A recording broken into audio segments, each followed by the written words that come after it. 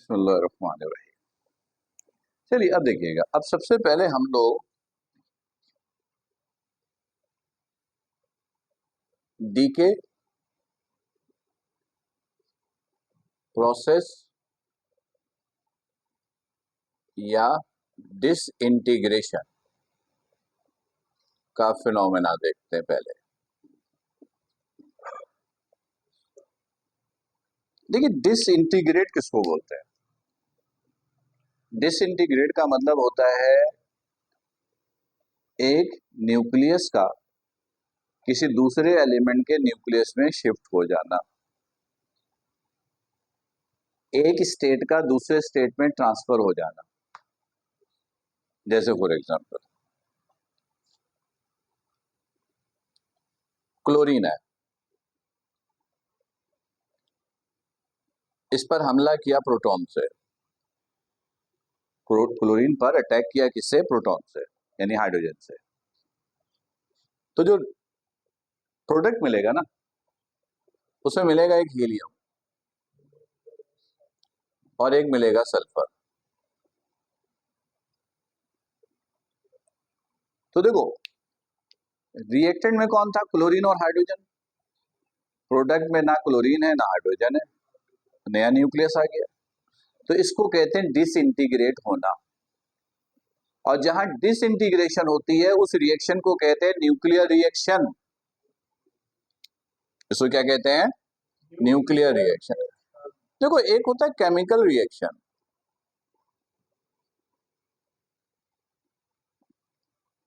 Chemistry में होता है केमिकल रिएक्शन, जिसमें इलेक्ट्रॉन की लेन देन होती सिर्फ। रिएक्टेंट और प्रोडक्ट में न्यूक्लियस एक ही होता है। जैसे H2 प्लस O2 वाटर बन गया, इधर हाइड्रोजन है ऑक्सीजन है, इधर भी हाइड्रोजन ऑक्सीजन है। रिएक्टेंट और प्रोडक्ट में एलिमेंट एक ही है। ये केमिकल रिएक्शन है। जिसमें न्यूक्लियस ही बदल जाए वो न्यूक्लियर रिएक्शन, वो न्यूक्लियर रिएक्शन।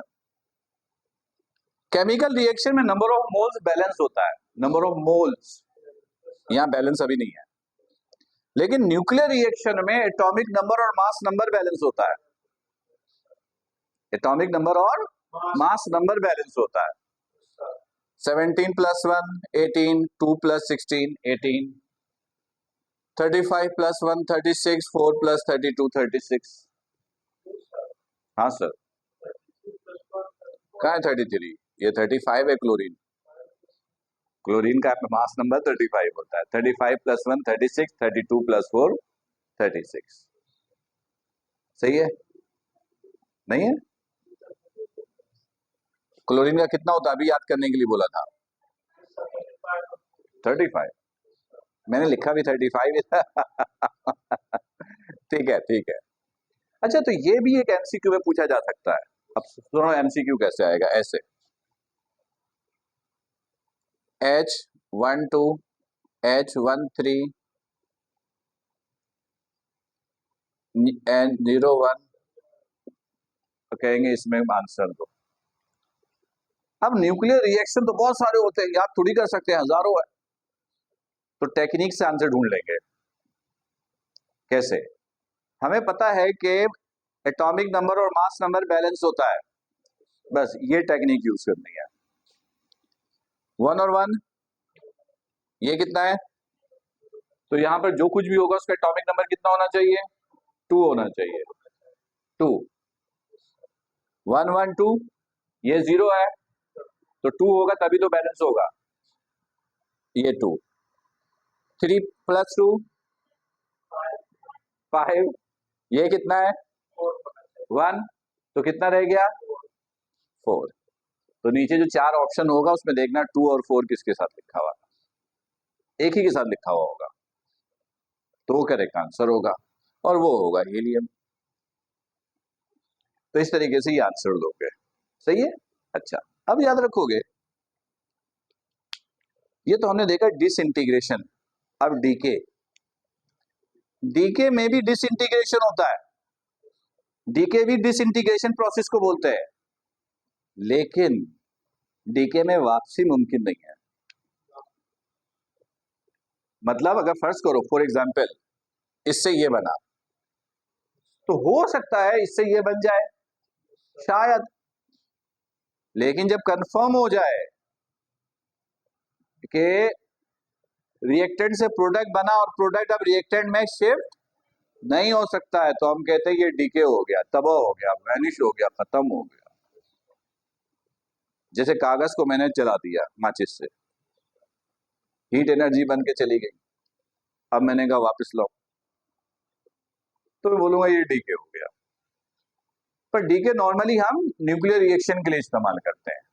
तो याद रखिएगा डीके प्रोसेस तीन तरह का है। डीके प्रोसेस, जी, डीका प्रोसेस तीन टाइप का है। पहला alpha decay.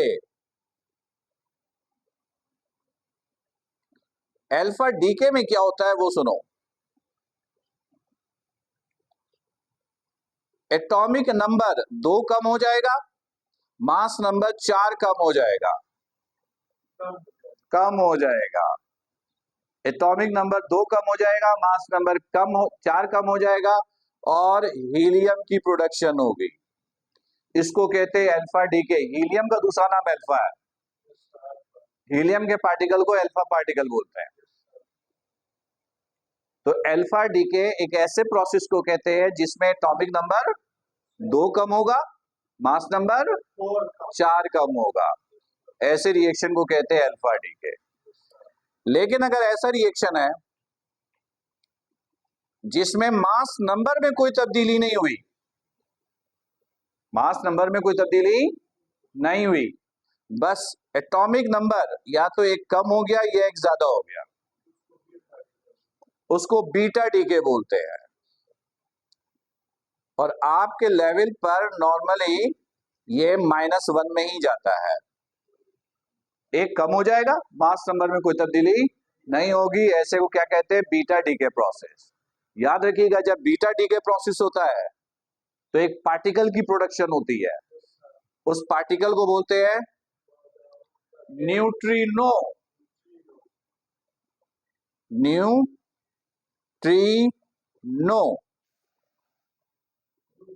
Neutrino.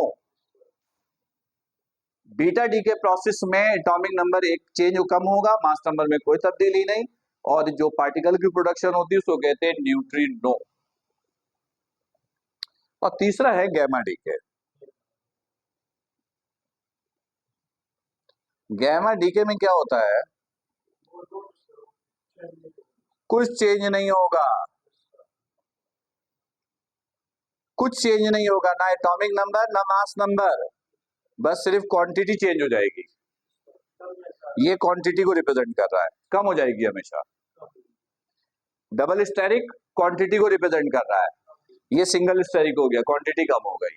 Atomic number mass number में कोई तब्दीली नहीं आएगी, और इसमें फोटोन की प्रोडक्शन होगी, गैमा पार्टिकल की प्रोडक्शन होगी। राइट, सही है। अच्छा ठीक है, ये बात हो गई।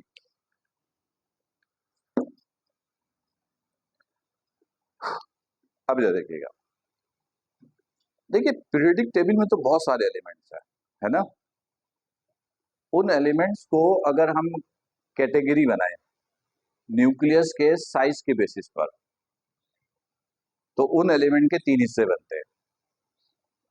पहला हिस्सा उन एलिमेंट्स का होता है जिनका एटॉमिक नंबर 1 से लेकर 35, दूसरा वो जो 36 से 81, तीसरा वो जो 82 और +82। ये 3 कैटेगरी बनती है। वो एलिमेंट जिनका एटॉमिक नंबर 1 से लेकर 35 तक है, उन एलिमेंट के मास को कहते हैं लो मास न्यूक्लियस।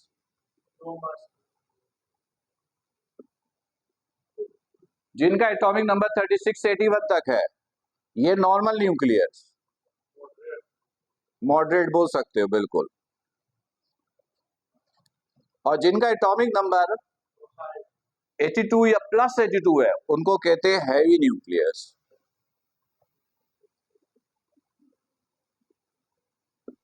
अब गौर से सुनिएगा, हैवी न्यूक्लियस की एक खास बात होती है, सारे हैवी न्यूक्लियस की।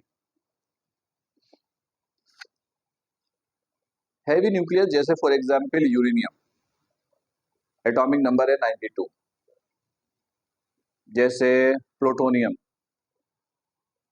जैसे रेडॉन, जैसे रेडियम, ये सब एटॉमिक नंबर 82 से ज्यादा है। फॉर एग्जांपल यूरेनियम लेते हैं। यूरेनियम को आप एयर के साथ कांटेक्ट में लाओ, यानी ऐसी हवा में रख दो, निकाल कर ऐसी रख दो हवा में, तो एयर के साथ कांटेक्ट हो जाएगा, वो देखते ही देखते गायब होना शुरू हो जाएगा, देखते ही देखते गायब होना शुरू हो जाएगा। यानी जब हैवी न्यूक्लियस एयर के साथ कांटेक्ट में आता है तो वो हैवी न्यूक्लियस अपने आप को इनविजिबल वेव्स में कन्वर्ट करना शुरू कर देता है। उन वेव्स को कहते हैं रेडियो वेव्स, और रेडियो वेव्स बनने का प्रोसेस कहलाता है रेडियो एक्टिविटी। रेडियो एक्टिविटी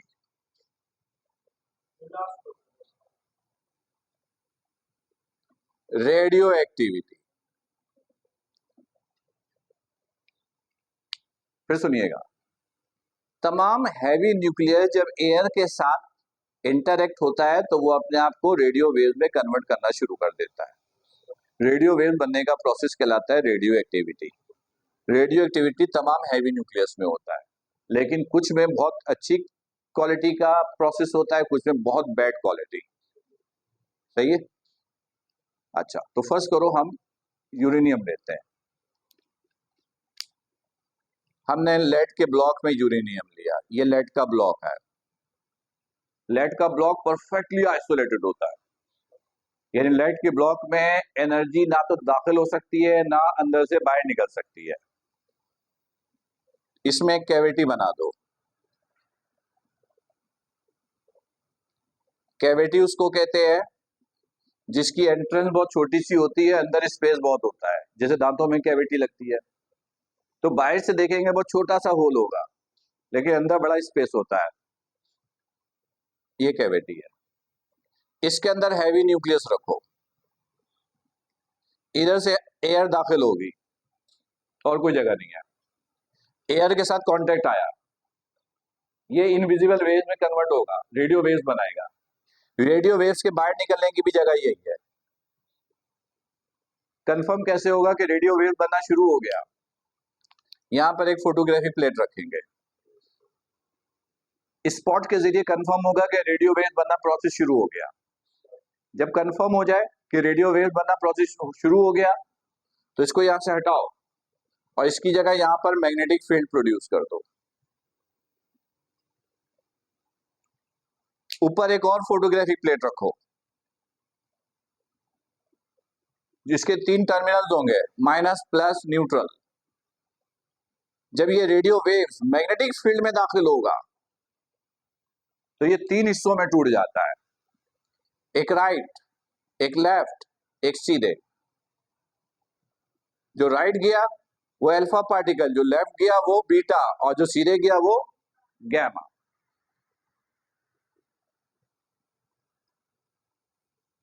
ये जो अल्फा बीटा गैमा पार्टिकल है जिसमें radio waves heavy nucleus solid form में होता है, कन्वर्ट हो गया एनर्जी में, तो हम कहेंगे यहां पर प्रोसेस कौन सा हुआ? डीके का, रेडियो एक्टिविटी का।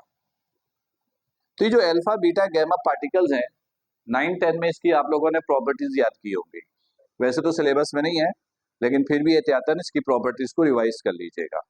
मैं भेज दूंगा आपको, तो वो एक नजर प्रॉपर्टीज आप देख लीजिएगा एहतियातन, ठीक है? अब गौर से सुनिए,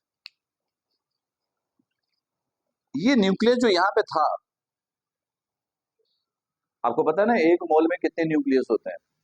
एवोगाड्रो नंबर 6.02 पावर 23 एटम्स, एक एटम में एक न्यूक्लियस, तो इतने सारे न्यूक्लियस। और यूरेनियम का एक मोल कितना होता है? सिर्फ 235 ग्राम, एक मोल, यानी एक मोल में एवोगाड्रो नंबर न्यूक्लियस, मतलब यहां पर बहुत सारे न्यूक्लियस। ये न्यूक्लियस कन्वर्ट हो रहा है रेडियो वेव में, क्या वापसी मुमकिन है? नहीं। तो प्रोसेस कौन सा हुआ? डीके का। ठीक है, जितना ज्यादा नंबर ऑफ न्यूक्लियस होगा डीके का प्रोसेस भी इतना ज्यादा होगा।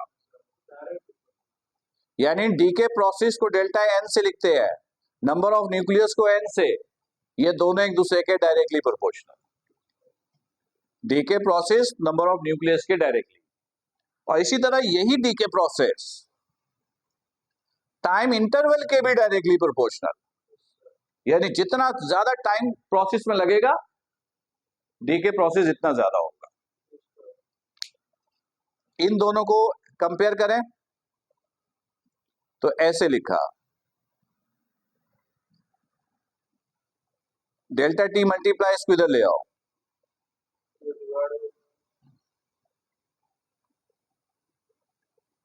इसको ऐसे पढ़ेंगे, rate of decay process, rate of decay process always be directly proportional to the number of nucleus.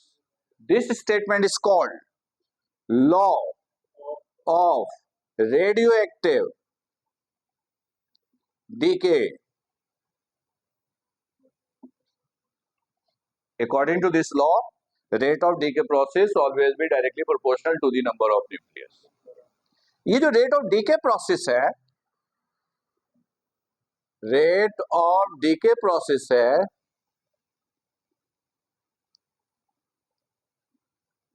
इसको कहते हैं activity. Rate of decay process is called activity, और इसका यूनिट याद रखिएगा, ये भी पूछ लेते हैं एमसीक्यू में। And unit is disintegration per second. तो इसको आप लिख सकते हो A proportional to N. A activity proportional to N. इस साइन को हटाएंगे, माइनस लैम्डा का सिंबल यूज होता है। लैम्डा बोलते हैं डीके कांस्टेंट को, वेवलेंथ नहीं है ये, डीके कांस्टेंट, डीके कांस्टेंट। और माइनस का मतलब होता है कि एक्टिविटी डिक्रीजेस, एक्टिविटी, और एक्टिविटी डिक्रीजेस का मतलब होता है number of remaining nucleus, number of remaining nucleus decreases. यानी जैसे जैसे प्रोसेस होगा बची हुई न्यूक्लियस क्या हो रही है? कम।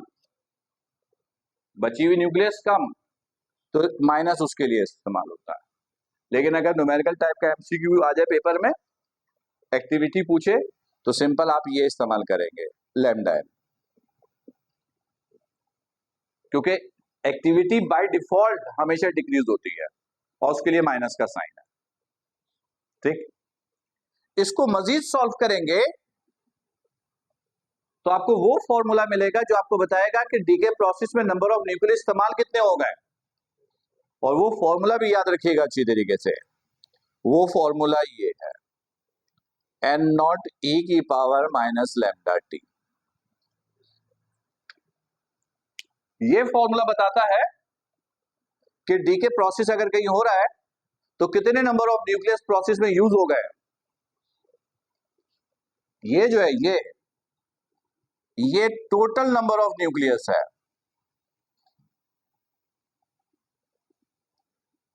ये वो नंबर ऑफ न्यूक्लियस है जो प्रोसेस शुरू होने से पहले आपने रखा था टोटल। ये वो नंबर ऑफ न्यूक्लियस है जो प्रोसेस में यूज हो गया। Number of nucleus which is used in process, जो प्रोसेस में यूज हो गया। ई ये कांस्टेंट वैल्यू है 2.718, 2. लैम्डा डी के कांस्टेंट है, टी टाइम है। सही है। अच्छा, अब सुनिए गौर से। फर्ज कीजिए आपने यहां पर 1 kg यूरेनियम रखा था, कितना रखा था? डीके प्रोसेस शुरू हुआ तो बची हुई न्यूक्लियस क्या हो रही होगी? कम। जो 1 किलो था कम होते होते होते होते आधा किलो हो गया, यानी आधा किलो यूज हो गया। टोटल क्वांटिटी का आधा हिस्सा,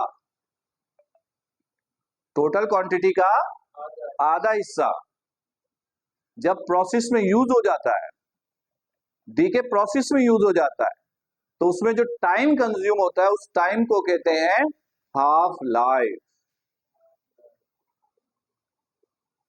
ठीक, फिर सुनो,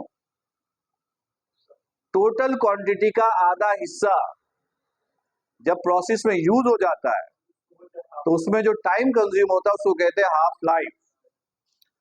और हाफ लाइफ को लिखते हैं टी हाफ से, और हाफ लाइफ का ये फॉर्मूला है 0.693 ओवर लैम्डा। ये हाफ लाइफ का फॉर्मूला है 0.693 ओवर लैम्डा। लैम्डा डी के कांस्टेंट है। ठीक, अब एक एमसीक्यू आता है पेपर में और अक्सर आता है,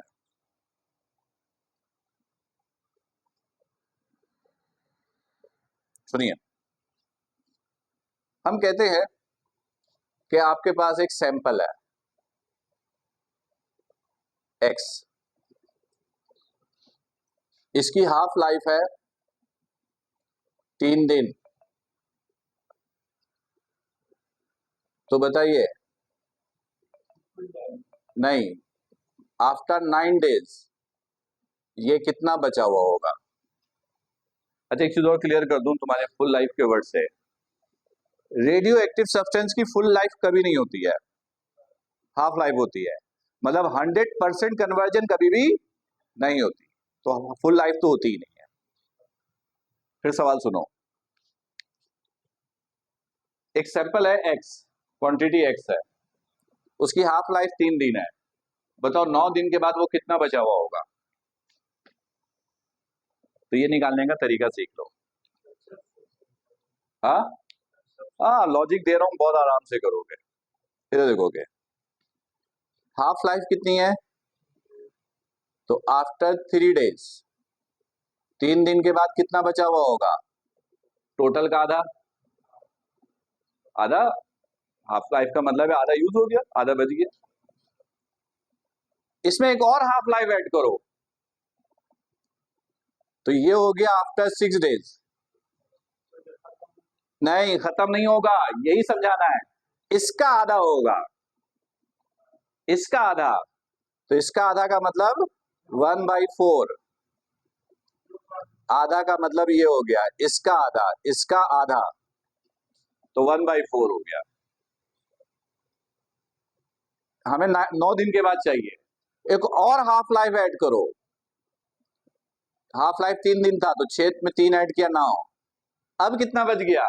इसका भी आधा, यानी 1/8, यानी 9 दिन के बाद ये 1/8 बच जाएगा। सही बात समझ में आ गई? तो इस तरीके से आप ये मालूम कर सकते हो कि पर्टिकुलर पीरियड के बाद रेडियो एक्टिव सब्सटेंस कितना बच जाएगा, और ये एमसीक्यू में बहुत आता है जी। अच्छा, अब एक एमसीक्यू और आ सकता है, जो इंफॉर्मेशन है, मैं डायरेक्ट आपको टेक्निक बता रहा हूं। देखो, ये मार्कर है, पहली हाफ लाइफ के बाद ये आधा हो गया, दूसरी हाफ लाइफ के बाद आधे का भी आधा, तीसरी हाफ लाइफ के बाद उसका भी आधा, चौथी के बाद उसका भी आधा। सवाल ये पैदा होता है कि आधा आधा कब तक होता रहेगा? यानी किसी रेडियो एक्टिव सब्सटेंस की maximum number of half life कितनी होती है? वो होती है टोटल 8। 8 मरतबा उसकी हाफ लाइफ हो सकती है। जैसे यहां पे कितनी मरतबा हुई है? 3, इस तरह 8 मरतबा हो सकती है। 8 मरतबा के बाद वो सब्सटेंस 99.9% वो यूज हो जाता है, बाकी जो बच जाता है वो यूज नहीं होता, वहां पर डीके प्रोसेस खत्म हो जाता है। यानी maximum number of half life कितनी होती है? 8 होती है, तो इसको याद रखिएगा।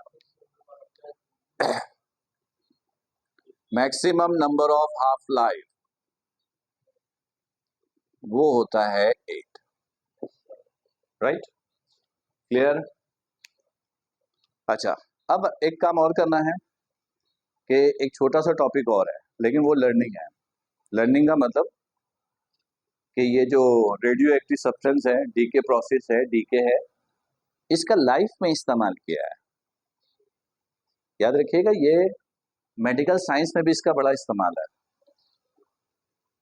एग्रीकल्चर में भी इसका बड़ा इस्तेमाल है। तो वो मैं कुछ पॉइंट्स आपको लिख के भेजूंगा, आज ही भेज दूंगा, कि इसका इस्तेमाल जो है रेडियो सब्सटेंस का मेडिकल में कहाँ कहाँ पर है। जैसे बादों का कैंसर की ट्रीटमेंट के लिए भी इस्तेमाल करते हैं इसको, कोबाल्ट 60 का। तो इसका इस्तेमाल जो है मेडिकल में कहाँ हो रहा है, एग्रीकल्चर में कहाँ हो रहा है, टेक्नोलॉजी में कहाँ हो रहा है, तो उसकी एक लिस्ट भेजूंगा, तो उसको थोड़ा सा आपको याद करना पड़ेगा, राइट? तो यहाँ पर ये वाला यूनिट जो है वो खत्म, नहीं सिलेबस नहीं खत्म,